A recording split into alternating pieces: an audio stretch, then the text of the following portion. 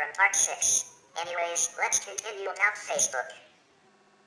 In 2018, Special Counsel Robert Mueller indicted 13 Russian nationals and 3 Russian organizations for engaging in operations to interfere with U.S. political and electoral processes, including the 2016 presidential election.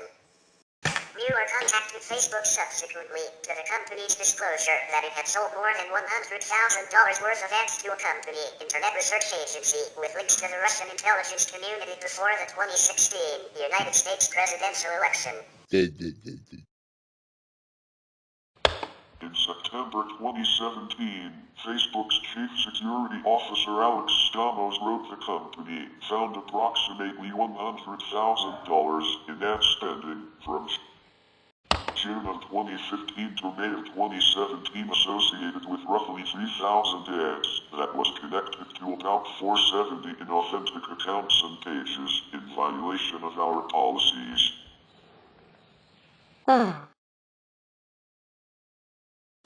Our analysis suggests these accounts and pages were affiliated with one another and likely operated out of Russia.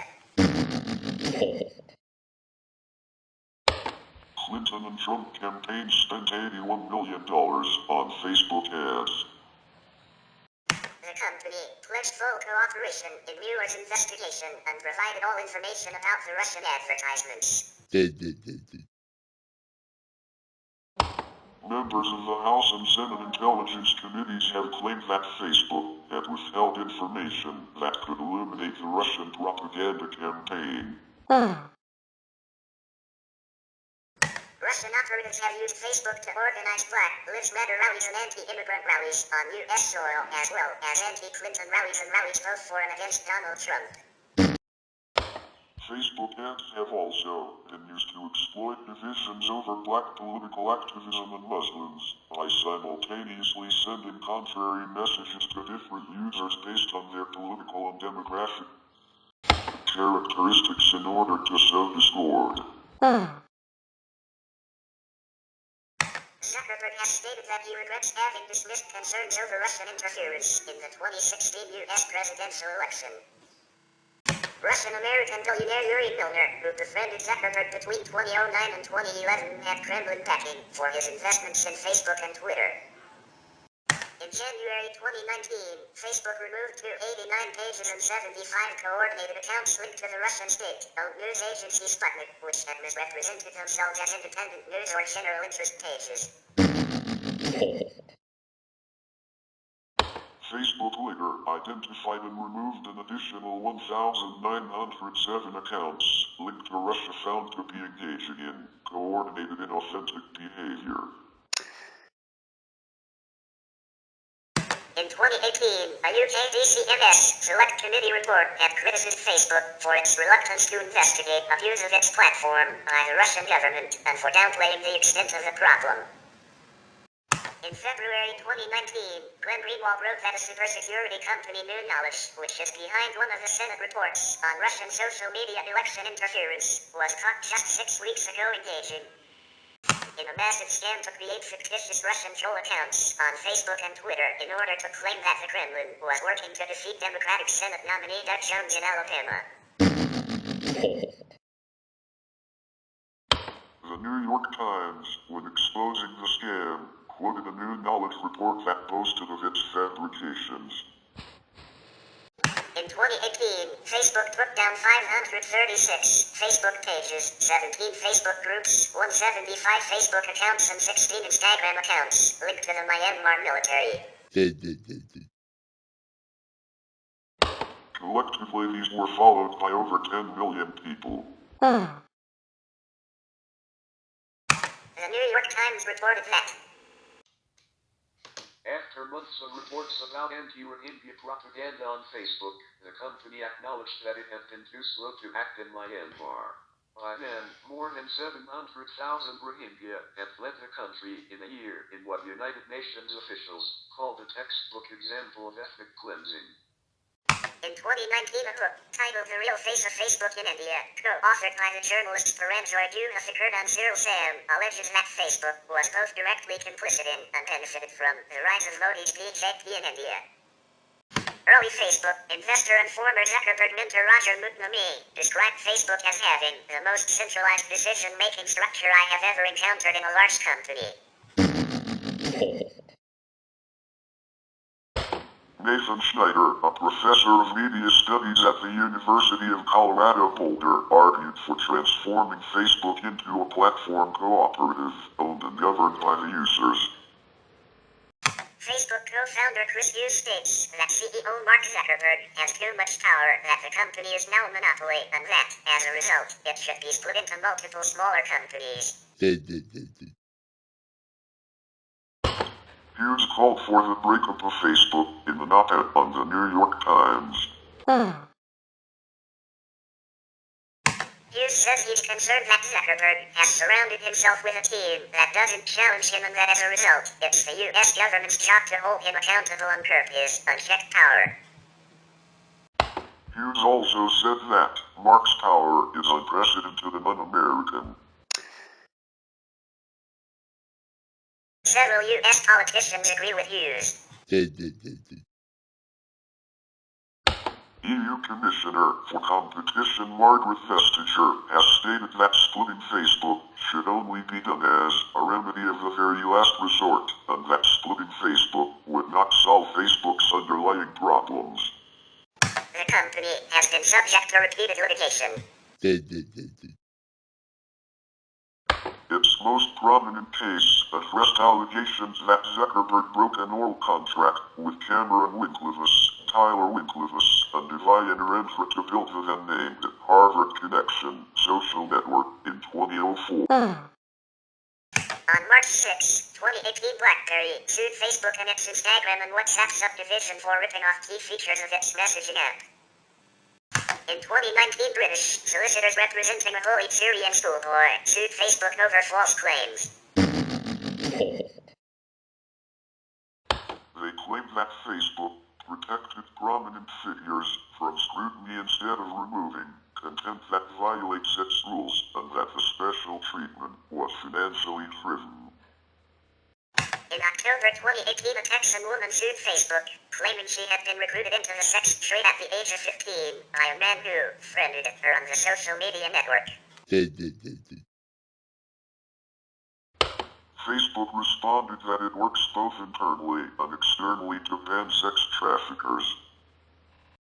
In October 2017, Facebook expanded its work with Definers Public Affairs, a PR firm that had originally been hired to monitor press coverage of the company to address concerns primarily regarding Russian meddling.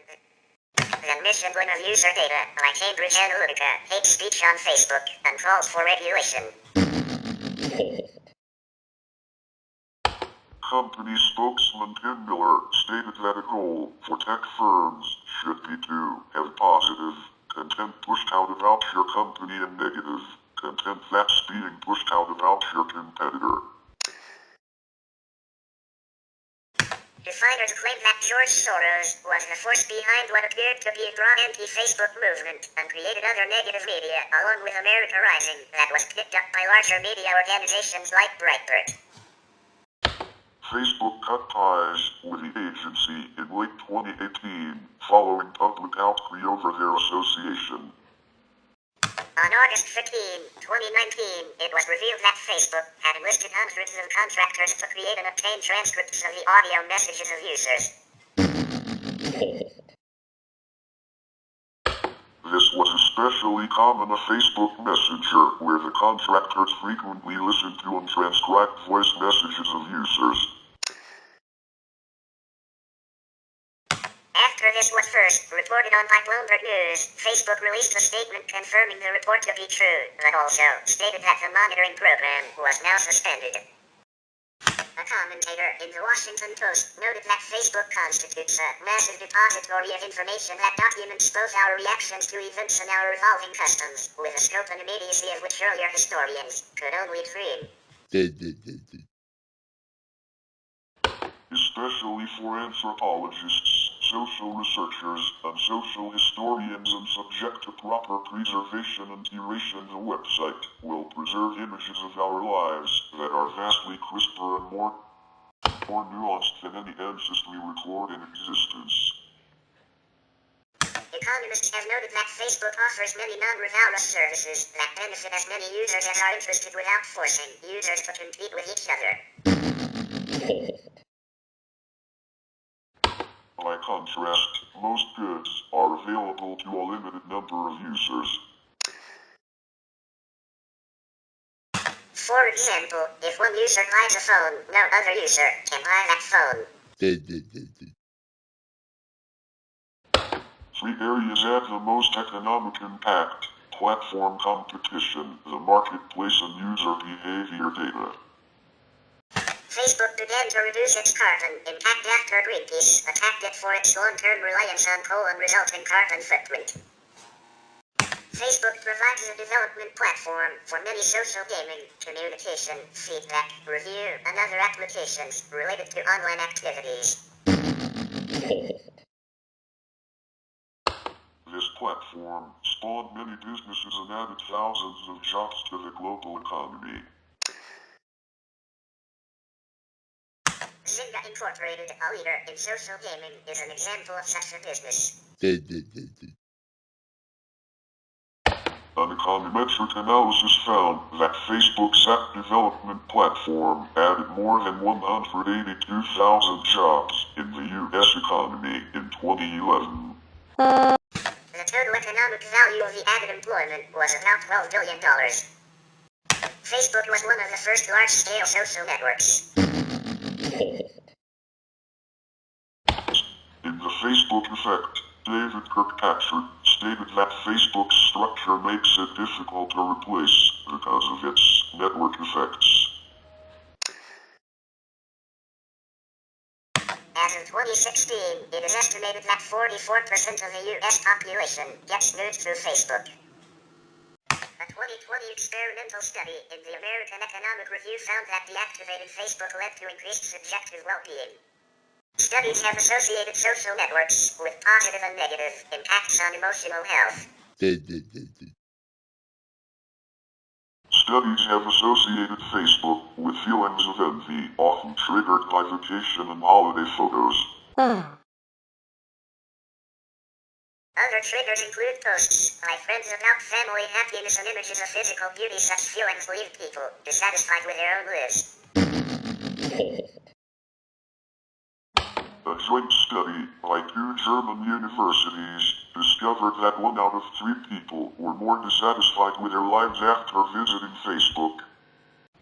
And another study by Utah Valley University found that college students felt worse about themselves following an increase in time on Facebook. Professor Larry D. Rosen stated that teenagers on Facebook exhibit more narcissistic tendencies, while young adults show signs of antisocial behavior, mania and aggressiveness. Positive effects included signs of virtual empathy towards online friends and helping introverted persons learn social skills. In a blog post in December 2017, the company highlighted research that has shown passively consuming the news feed, as in reading but not interacting, left users with negative feelings afterwards, whereas interacting with messages pointed to improvements in well-being. We will continue about Facebook in final part. This means part 7. Anyways, stay tuned now.